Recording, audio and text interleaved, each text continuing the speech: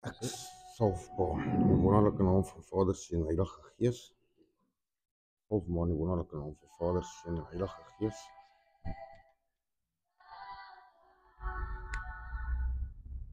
Ek salf in die wonderlike naam van Vader, Seun en Heilige Gees. Dan salf in die wonderlike naam van Vader, Seun en Heilige Gees. In die wonderlike naam van Vader, Seun en Heilige Gees.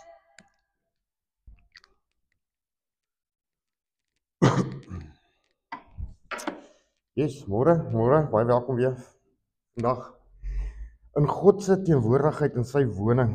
En hoe geseënd is ons nie om hier te kan staan, elkeen van ons en kan sit nie, né? Ja, en 'n spesiale dankie aan my broer, al die pad daar van Johannesburg af, wat ons 'n bietjie koue weer saamgebring het. En natuurlik my skoonouers, wat ons vanoggend hier vergesel, as ek kan sien of ek nie leuns versprei nie. Dis nogal baie slim, my skoonma en kwaai. Moenie 'n fout maak nie. Maar baie welkom, pa. Boeta, ag my ou vroukie.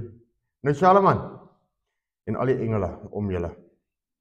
Vriende, hoe geseënd is ons nie hier in Suid-Afrika om God se woord te kan oopmaak, te kan verkondig, te kan praat, te kan lewe, sonder dat ons aangeval word nie. Sonder dat iemand gesê hoor jy mag nie daai naam gebruik nie. Hoe geseënd is ons nie, maar tog kom die vyand en hy sê vir ons, hoorie sommer, hoekom doen jy dit? Hoekom wil jy sy naam groot maak? Hoekom glo jy in hom? Ek meen, julle weet, ons weet mos almal hoe bekend is die vyand met sy toekoms. En so ook ons. Want ek meen, ons het een van die beste boeke in die wêreld. En hulle noem dit God se liefdesbrief. Ander weer die Bybel. Wat vir ons presies verduidelik. Hy presies sê waar ieder en elk van ons heen gaan. Maar dit is vir ons om die boek te vat, oop te maak en te lees. So vriende, familie, geliefdes. Ek lees graag vir ons voor Efesiërs 6 vanaf vers 10. Eindelik my broers, word kragtig in die Here en in die krag van sy sterkte. Trek die volle wapenrusting van God aan, sodat julle staande kan bly teen die liste van die duiwel. Want ons wortelstryd is nie teen vlees en bloed, maar teen die owerhede, teen die magte, teen die wêreldheersers van die duisternis van hierdie eeu, teen die bose geeste in die lig Daarom, neem die volle wapenrusting van God op, sodat jy weerstand kan bied in die dag van onheil, en nadat jy alles volbring het, staande kan bly. Staan dan vas, julle lendene met die waarheid omgordel, met 'n borswapen van geregtigheid aan, en as skoene aan julle voete, die bereidwilligheid vir die evangelie van vrede. Behalwe dit alles, neem die skild van die geloof op, wanneer julle al die vuurige pyle van die bose sal kan uitblus. En neem aan die helm van verlossing en die swaard van die Gees. Dit is die woord van God. Ons sluit hier dan. O allerheiligste almagtige koning van alle konings, Jahwe Here onsse God, Vader, baie dankie vir die geleentheid wat ons weer eens het om iets uit die woord uit te kan leer, om die woord te kan kuier, Vader, en ook so om weer wysheid te kan kry. Here, en dankie dat ons kan leer en kan lees van dit wat U vir ons al reeds gee. Vader, sodat ons kan staande bly. Here, U het al reeds geweet wat ons benodig, hoe ons dit nodig gaan hê. Here, maar help ons om dit meer te kan verstaan. Help ons om dit in ons harte te bære en regtig so te lewe, Here, sodat die wêreld U in ons kan sien. Here, ek vra vir U, laat ons na die wêreld daar buite los en laat ons absoluut gefokus sal wees op wat U vir ons wil sê. Here, en laat ons almal anders hier uitstap, sodat ons hier ingestap het vanoggend. Vra dit in die grootste naam wat ek ken. Dit is Yeshua Mashiach. Amen. Vriende, ek lees 'n verhaal van 'n ouerige vrou. Sy het getrou gewandel saam met ons Hemelse Vader. Sy het baie gebid. Sy het elke oggend sy het 'n stoel gehad, 'n spesifieke stoel in haar sitkamer gehad. En daar het sy elke oggend gaan stil word, gaan bid. En sy het dit haar oorlogstoel gedoen. Nou, ek weet nie, party van julle sal seker bekend wees met daai flieks wat uit is van War Room of so iets.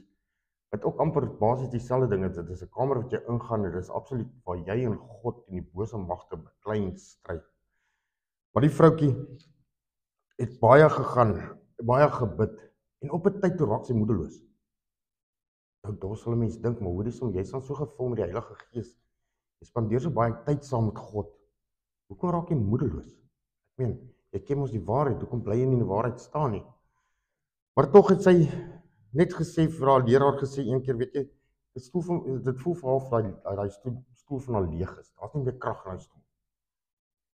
Weet julle, en dis dit ook hoekom dit so belangrik is om in 'n gemeenskap van gelowiges te wees. Want as jy nou daardie goeie bediening van jou het, jy het dit. Ons almal word aangeval. Ons almal doen. Maar as jy alleen is, o genade, kan die vyand sy tande in jou insink. En jy kan nie loskom nie. Dit is hoekom God dit so uitbasyn gemeenskap van gelowiges. Wees deel daaraan. Want 2 is ons beter as 1. 2 trek saam harder as 1. As 1 val, kan die ander hom optel. As jy alleen val, wie gaan jy optel? So ook is dit so asemrowend. Toe ek hierdie verhaal gelees het van hierdie vrou wat die leraar vir haar gesê het, maar weet jy wat? As dit vir jou voel of daardie stoel geen krag meer het nie. God het mos krag. Hoekom wil jy dink jy die krag? Kom die krag nie van God af nie? Jy is maar net 'n gebruiker van dit. God het dit vir jou gegee, maar weet julle weer eens, dit is hoe die vyand kom. En hy kom vertel jou mos daardie leuns. Hy kom sê vir jou jy is nie goed genoeg nie. Hy kom sê vir jou God luister nie vir jou nie. Hy kom sê vir jou, ag, regtig, bestaan hy regtig, maar hoekom voel jy dan nou so? Sien, kom hy met sy slinkse triks, kan hom iets maar sê, om jou te probeer laat twyfel in God. En weet julle, die vrou is vol moed daar weg natuurlik, vir haar gebid en haar geseën. Sy is weer vol moed daar weg. En sy het weer op haar stoel van krag gaan sit. En weet julle, asemrowend genoeg, het sy gebid vir 'n seentjie wat siek was. 'n Week daarna sy herstel. Sy het gebid vir haar dogter wat afgeval het. 'n Week daarna is sy weer terug op die pad. Weet julle, as jy op daai war room van jou het, dit is 'n geestelike plekkie waar jy die Satan mal maak eintlik. Jy maak hom vies, jy maak hom kwaad en jy maak hom bang. Want hy weet waartoe hy op pad is. Ons weet ook waartoe hy op pad is. Die probleem is net, hy wil soveel van ons saam met hom vat. Want eintlik kan ons sê hy is mos maar 'n Pablo. Want hoekom wil hy nie alleen gaan nie? Hoekom moet ons hom join? Hy kan ons alleen gaan. Hy is mos al so sterk en magtig. Carry on camping. Nog met jou pad. Jou pad is vir jou klaar uitgelê. Maar weet julle, ons het nie nodig om my pad te volg nie. Verskoon tog. Ons het glad nie. Want God gee vir ons daardie wapenrusting. Julle sal onthou, ek het laasweek gepraat oor die geskenke wat die Gees vir jou bring.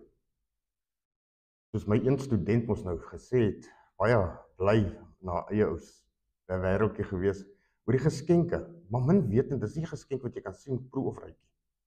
Iets wat jy in jou hart saamdra. Dis geskenke wat jy saamvat hemel toe. Soos my broer tereg gesê het, daardie geskenke wat ons kry, is geskenke wat saam met jou hemel toe gaan. Dis nie geskenke wat op aarde agterbly nie. Want sy het natuurlik gedink jy het 'n venter trailertjie wat jy saam sleep hemel toe. Wat 'n fout het sy gemaak. Maar weet julle, jy het nie 'n venter trailertjie nodig om daardie geskenke van Vader saam te vat nie. Daardie geskenke wat die Heilige Gees vir jou bring. En ons weet ons hy bring vir jou vrede, vreugde, liefde, sagmoedigheid, selfbeheersing. Dit is mos wat jou maak, dit wat jou bou. En dan weet julle, kom ons 'n magtige God. En hy het geweet hoe gaan ons sukkel. Hy weet, want ek weet sy seun het ons op die aarde geloop. Dan kom hy en hy sê vir my, hoor jy maar by dit, gee ek vir julle al hierdie goeders op. Hierso, vat dit, is nie. Is dit nie 'n magtige liefdevolle Vader nie?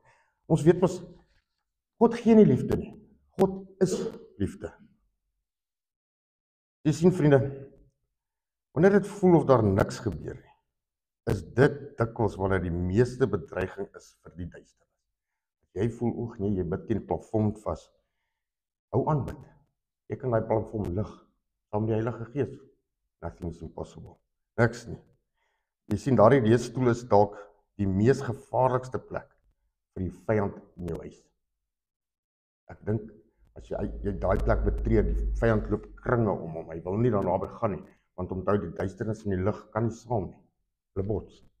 En ons weet almal dat die lig altyd wen. Altyd. Ons Jesus is mos lig. Hy het ons die lig na die wêreld toe gebring. Hy het die lig laat gebeur. Jy sien vriende, ons lees in Johannes 10 vers 10, dat Jesus vir ons gesê, die dief kom net om te steel en te slag en te verwoes. Hoe weet ons dit nie almal? Hoe waar is dit nie? Ek dink ons almal het al deur ons lewens gegaan, waar ons gesien het hoe hierdie vyand ons kom en vir ons daardie leuns kom vertel. Hy wil jou keelter, hy wil jou stop. Want weet julle, die vyand weet wat is ons in staat om te kan doen vir die Here. Hy weet presies, maar ek dink dit is soms ons wat daardie twyfel het. Want dan kom sê hy mos, die vyand, dan kom fluister hy mos vir jou in ons ore, soos wat hy gedoen het in die tuin van Eden. Ek meen, hy het nog nooit sy triks gechange nie. Sy triks is nooit nuut nie. Dis altyd dieselfde, maar dit kom uit met 'n ander rigting en met 'n ander lyn. Ek meen, hy het ons gesê vir Eva, hoor jy, het God regtig so gesê? Ai, is jy seker jy het reg gehoor? Nee man, kan nie wees nie. En so val sy vir sy trek. Nee man, dit en daai, maar hy wil nie jy moet so slim word nie. Maar ek wil slim word. Nou weet van die ding, hy sal nie omgee nie. En ons almal weet dit is hoekom ons hier sit waar ons sit vandag. In hierdie wêreld wat so afgedwaal het van die Here af. Jy sien, dit is presies wat die vyand ook vir jou sê. God wil nie jy moet gelukkig wees nie. Dieselfde soos wat ek met die vriendin by die werk gepraat het, oor 'n belastingfaktuur wat sy invul. Ek meen, jy weet wat daar aangaan. En dit wat ek ook altyd sê, dit val so saam in plek is, as jy God gaan aanbid, dan moet jy mos met geloof en waarheid aanbid. Nou, as jy nou gekroek het op hierdie teksfaktuur van jou, dan weet jy dit mos. Jy dink net jy weet, want niemand het gesien waar jy dit getrek het, nie? Maar God sien alles. Dis dieselfde as jy hom in waarheid gaan aanbid. Gee al jou sondes oor aan hom. Nie 95% nie, nie 99.9% nie. Alles. As jy mos nou nie alles aan hom oorgee in daai gebed nie, bid jy hom in waarheid. Of is jy besig om iets vir hom weg te steek? En weet julle, ons het nie nodig om skaam te wees oor daai sonde nie. Ons het nie. God weet ons is sondaars. Hy weet, hoekom dan anders? Het hy sy seun aarde toe gestuur om ons sondes met op hom te vat. So God weet dit. En ons kan met alle vrymoedigheid na die Here toe gaan. Here, sorry ek het geval. Vergewe my. Vergewe my. God sal ons vergewe. Natuurlik wat die vyand ook hou daarvan om vir jou te sê, hoor hierso. Ek gaan nou weer 'n voorbeeld gebruik van die taksfaktuur. As jy 'n bietjie ekstra geld in jou sak kan sit. Want jy verdien dit mos. Jy het nie daarvoor gewerk nie. Jy mag geweet nie, man. Maak hy kruis daar op die verkeerde plek. En dan sê maar meneer taksman vang jou. Waar gaan die Satan dan wees? Gaan die Satan vir jou staan en lag? Hy is gevang. Wat gaan die Here vir jou sê? Ai my kind, kom na my toe, ek sal jou vrede gee. Bely jou sondes. Ons kyk wat se uitweg is daar. Is dit nie wat gebeur nie? Sien julle die verskil daar? Sien julle nou die verskil van die duiwel en van die God? Ons God. Die duiwel is absolute leienaar. Ek meen, as jy daai struik gaan trap het, gaan hy vir jou lag, hy gaan vir jou daar los en hy gaan loop. Maar weet jy, as jy daai struik getrap het, en jy gaan na God toe, maak hy jou been los. Hy haal jou daar uit, en hy gee jou vrede, hy gee jou vreugde, hy bou jou weer op, hy vergewe jou. En net so sal die wêreld jou ook vergewe. As jy dit gaan bely, sê hoorie, sorry, kan ek dit oor invul? Ja, mevrou, asseblief, maar vul dit die keer reg. Ons kyk oor jou skouer. En ons almal weet dan, kan jy nie 'n merkie verkeerd sit daar nie. Maar net soos sy sê, die vyand hou daarvan, om jou te kom versoek wanneer jy op jou swakste is. Ek meen, ek dink die duiwel het gedink, hy het 'n oorhand oor Jesus, toe Jesus vir daai 40 dae in die woestyn gegaan het. Wanneer het hy gekom met sy triks en sy toertjies en sy leuns en sy verleiding, toe Jesus op sy swakste was. Maar ons almal weet, Jesus kan nie regtig swak word, want hy is nog steeds God in mens, vorm nie, maar hy is nog steeds mens. So God, Jesus het honger gely, hy het honger geword. En natuurlik, ons almal behoort te weet as jy honger is nie. Ek meen, kyk soos wie sit Isaai en Jakob. Hy het sy eersgebore reg verkoop om iets te eet. So honger was hy. Soos ons almal weet, jy is swak wanneer jy honger is en jy sal actually enige iets doen om daai honger 'n bietjie te stil. En dan kom die vyand. Jy is mos swak. Ek kom nou weer terug na daai taksfaktuur toe. Jy is mos swak. Oes, my kredietkaart is in die rooi. Maar as ek hier verkeerde merkie is, dan kan ek 'n bietjie daai terugkry en dan kan ek 'n kredietkaart gaan weer reg wees. Is dit nie versoeking nie? Maar as hulle jou vang, dan moet jy nog 'n kredietkaart gaan soek om te betaal. So julle sien vriende, weer eens, kom daar die Satan in jou swakheid en hy kom val jou aan. Wat doen Jesus as jy swak is? Tel jou op. Hy gee jou krag. Hy laat jou loop. En as jy nie kan loop nie, sal hy jou dra. Dis die verskil. Sien julle die liefde? En sien julle die leuen? En julle weet ons almal, vrees en twyfel. Ag, Jessie, maar soos wat ek nou mos gesê het, Satan weet dat hy jou geloof in God se goedheid kan ondermyn. Dan verloor jy hoop. Presies soos ek gesê het, hoor jy is nie goed genoeg nie. Sal hy dit regtig doen? Nee man, het hy regtig so gesê? Maar weet julle, daardie stemmetjie van Satan, ek wonder by myself soms ook, hoekom is hy harder as Jesus is? Gaan julle 'n bietjie los met daai ene. Hoekom dink julle, praat die Satan so hard? Maar Jesus praat sag. Hy's nederig. Hy's stil. Want Jesus het nie nodig om op jou te skree. Jesus het nie nodig om jou te verlei nie. Ek meen, as jou ouers met jou praat, hulle praat hard met jou, dan gaan jy mos luister. So ook kan hulle met jou sag praat, dan weet jy mos nou, okay, jy het nou aangejaag, dan kry jy mos nou jou raas. Maar weet jy, die Satan bly skree. Hoekom? Want hy weet jy gooi met doof, jy is nie lus om vir hom te luister. En Jesus kom sag en nederig na jou toe. Los dit, tel jou kruis op, volg my. Dis wat Jesus doen. Ons lees van Asaf in Psalm 73, waar hy mos so gesien het en gekyk het en hy die Here gevra, actually, Here, maar hoekom is hierdie sondaars mense so goed af. Hulle is lekker almal vet. Dit staan so in die Bybel. Hoekom? Maar hy wat die regte pad loop, is jy sukkel om deur die maan te kom. Hoekom is dit so? Weet julle, dit is nou hoekom ook die Bybel sê, dat jy ons moet vergenoegd wees. Jy moet ons happy wees met wat jy het. God sal jou nie honger los nie. God sal jou nie dors los nie. Ek wil eintlik my iets sê, want ek dink dit is regtig die waarheid. Die mense wat regtig hulle harte vir die Here gegee het, regtig in God leef, staan nie by die robots in bedel. Jy het al ooit 'n Christen op die hoek gesien wat staan in bedel vir geld? Ek het nog nooit. Ek meen, ons almal ken die Here. Ons almal weet van hom.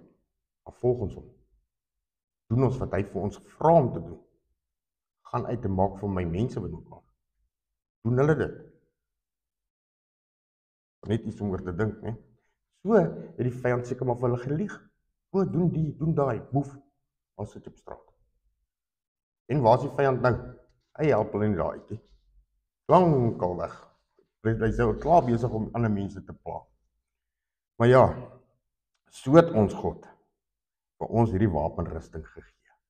En weet julle, ek dink die vyand sidder elke oggend wanneer ons sê, Here, ons trek weer hierdie wapenrusting aan. En weet julle wat is amazing?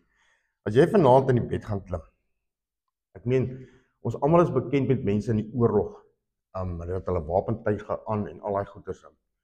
Ek dink Pieter behoort ons meer te kan vertel af, van ek meen, hy is ook self in die mag. As jy klaar oorlog gemaak het, man, dan moet regtig met jou goeders, ek meen, jou goeders vol krape en gestamp en duike.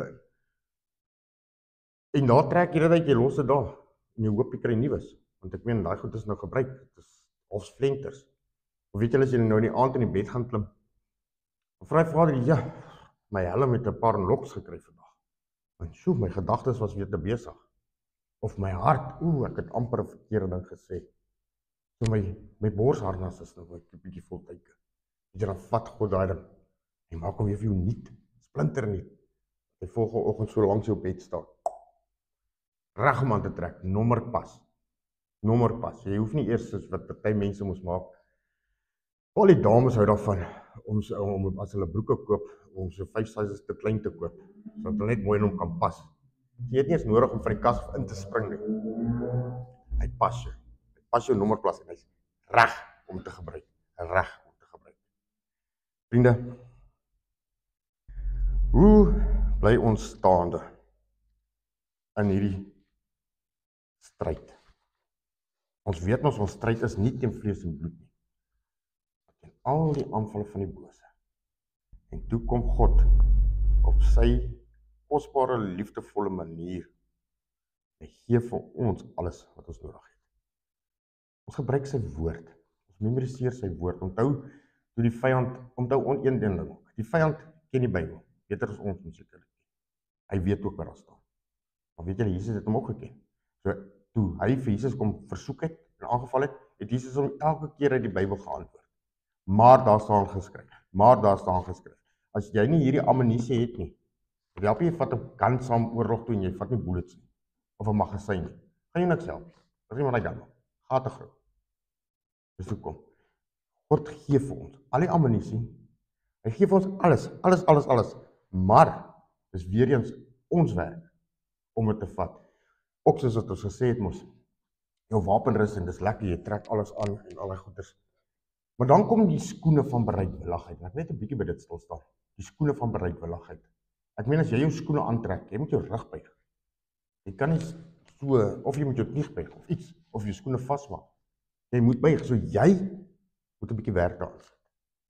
En dit was nie regtig baie nie. As jy dit so sien nie, om jou skoene aan te trek nie. Jy sien, dan maak jy wys mos jy is nou bereidwillig, want jy buig jou rug vir die Here. En weet jy, God hy sal jou seën daarvoor, hy sal jou help daarvoor.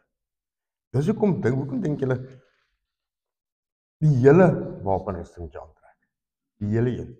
Jy kan nie net skoene aantrek nie, waar is jou skild? Jy kan nie in die skil rondloop en sonder skoene nie, dan gaan jy mos in die dorings en goed trap. Die helm, ek meen, jy moet alles aantrek, dit is dieselfde soos die vrug van die gees. Dit is hoekom nie die vrugte van die Gees is nie, is die vrug van die Gees. Liefde, selfbeheersing, vrede, vreugde, is een vrug, maar is 'n paar goede.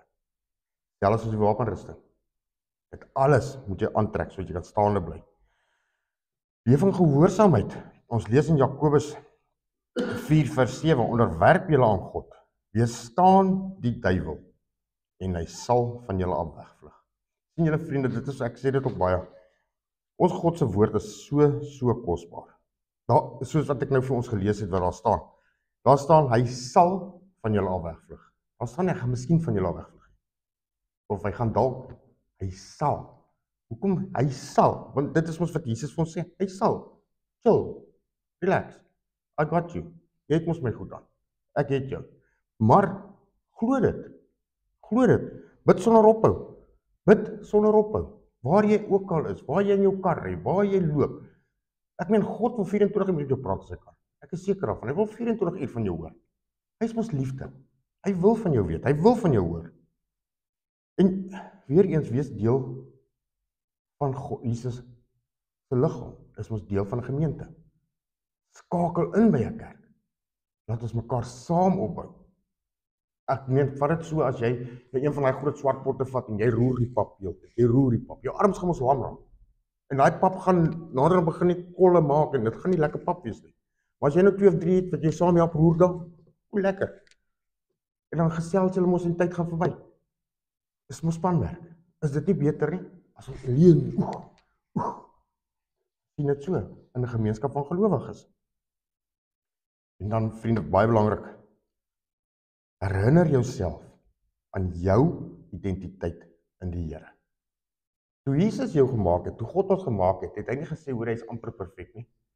Het hy uitgesê, hy is perfek. Hy is.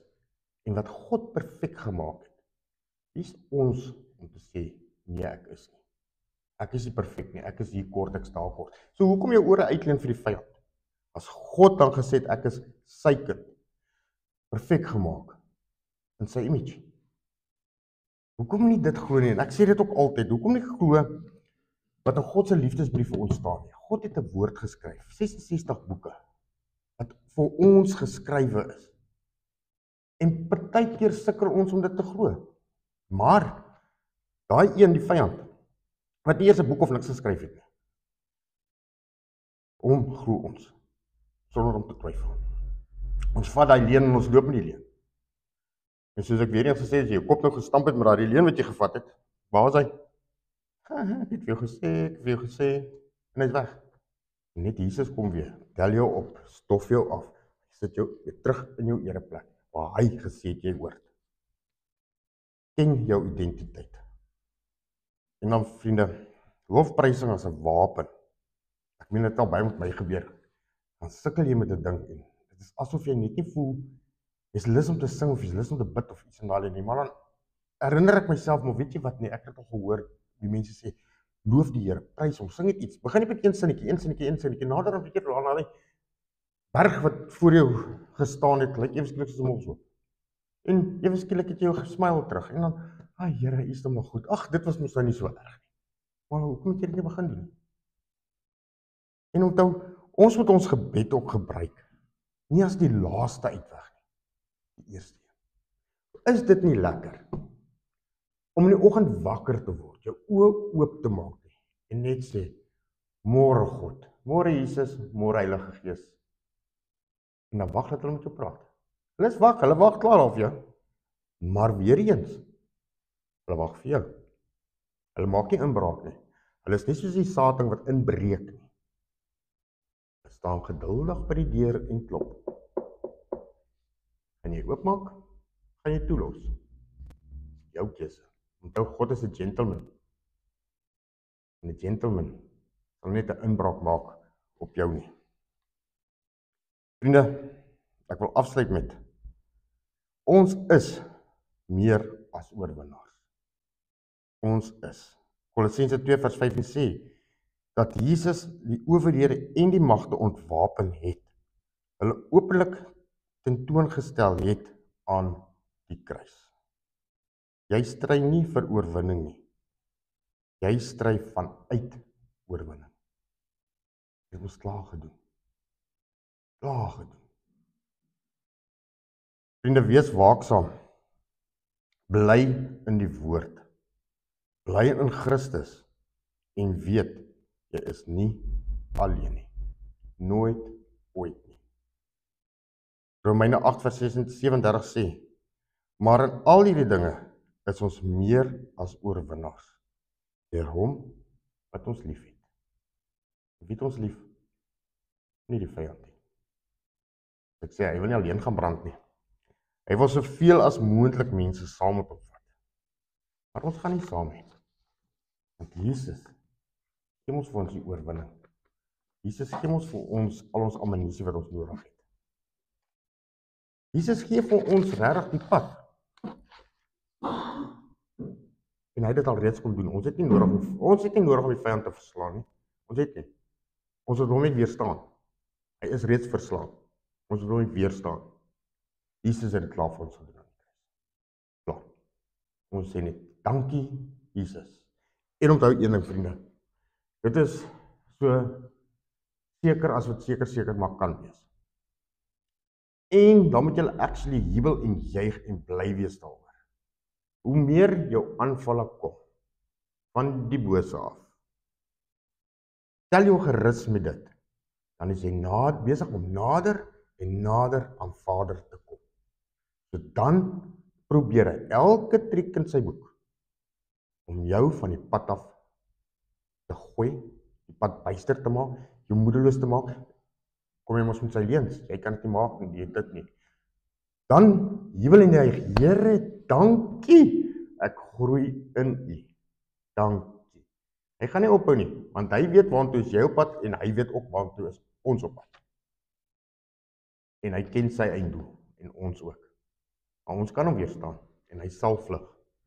In Jesus naam, hy sal vlug. Die naam bo alle name. Die naam wat almal laat sidder, wat boos is. Ek dink dit is hoekom die mense nie meer regtig Jesus se naam so wil uitspreek nie. In 'n restaurant bid en sê dankie Jesus nie. Want die vyand het ons al klaar inbraak gemaak. Maar weet jy, ons as God se kinders, ons kan dit verander, ons kan dit herstel, ons kan trots wees op hom, ons kan brag, want ons is die beste. En Jesus is die beste. Daar is geen ander soos hy nie. Amen. Vriende, met dit wil ek nou graag oorgaan na die nagmaalformulier toe.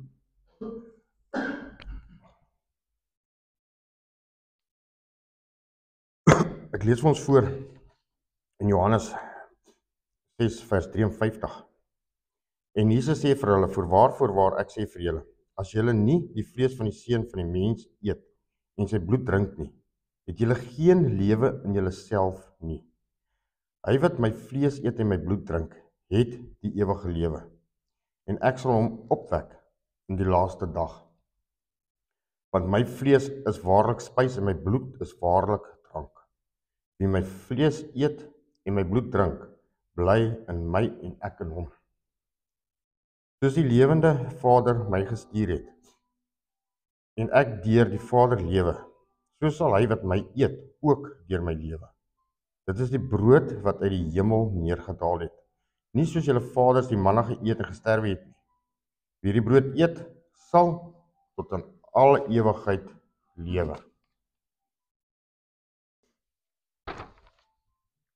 So vriende, om die volle seën van die nagmaal te kan ontvang, is dit nodig dat elkeen hom in die teenwoordigheid van die Here ondersoek, voor hy van die brood eet en uit die beker drink, sodat hy nie 'n oordeel oor homself bring nie. Ek lees vir ons 1 Korintiërs 11 vers 27. Wie dan op 'n onwaardige wyse hierdie brood eet of die beker van die Here drink, sal skuldig wees aan die liggaam en die bloed van die Here. Maar die mens moet homself beproef en so van die brood eet en uit die beker drink. Want wie op 'n onwaardige wyse eet en drink 'n oordeel oor homself, terwyl hy die liggaam van die Here nie onderskei nie. So vriende, kom ons geniet hierdie nagmaalfees saam, want ons moet dit saam doen, soos dat die disippels dit saam gedoen het in 'n gemeenskap van gelowiges. Die brood wat ons breek, is die gemeenskap van die liggaam van die Here Jesus Christus. Neem, eet.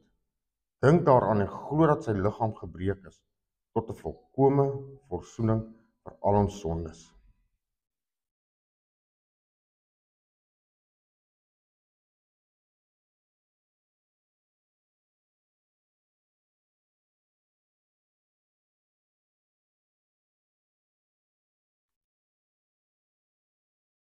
En nadat hy gedank het hy gebreek en gesê, neem eet, dit is my liggaam wat vir julle gebreek word. Doen dit tot my nagedagtenis. Die beker van danksegging is die gemeenskap met die bloed van die Here Jesus Christus. Neem, drink. Dink daaraan en glo dat die kosbare bloed vergiet is tot 'n volkome versoening vir al ons sondes. Volkome versoening, vriende, volkome, nie bietjie nie. 1 Korintiërs 15. Net so ook die beker na die ete met hierdie woorde. Beker is die Nuwe Testament in my bloed. Doen dit so dikwels as julle daaruit drink tot my gedagtenis. Want so dikwels as julle hierdie brood eet en hierdie beker drink, verkondig julle dat die dood van die Here tot uitkom. Vriende, daar is geen God soos ons God, magtig, liefdevol en getrou, as wat ons ooit kan begryp.